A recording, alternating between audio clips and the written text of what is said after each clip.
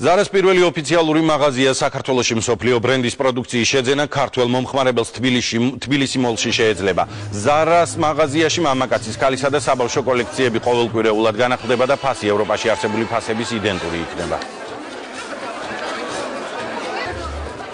დღეიდან იწყება ამიერკავკასიაში ყველაზე დიდი მოლის დატვირთვა.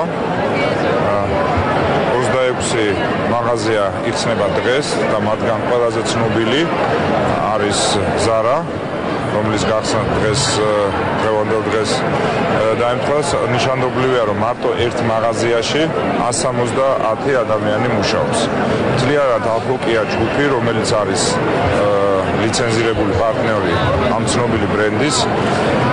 აპირებს თბილისში კიდევ რუსთაველის გამზირზე გაიხსნება ასევე დამატებით მაღაზია, ბათუმში, რამდენიმე საქართველოს სხვა ქალაქში. მთლიანად მარტო ეს ჯგუფი 2000 სამუშაო ადგილს შექმნის წლის ბოლომდე.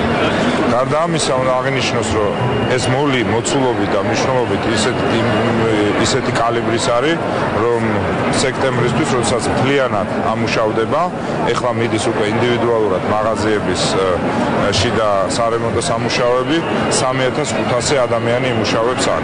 ყველაზე მნიშვნელოვანი, რომ საქართველოში შეიქმნას ახალი სამუშაო ადგილები და რა თქმა უნდა, ამ მაღაზიების გახსნა ასევე ხელს შეუწყობს ტურიზმის განვითარებას, რადგან ძალიან დიდი ინტერესი არის როგორც ჩვენი რეგიონიდან, აზერბაიჯანიდან, სომხეთიდან, რომ ჩამოვიდნენ საქართველოში და ასეთი ტიპის სავაჭრო ცენტრში გაატარონ დრო, შეიძინონ სხვადასხვა ნივთები.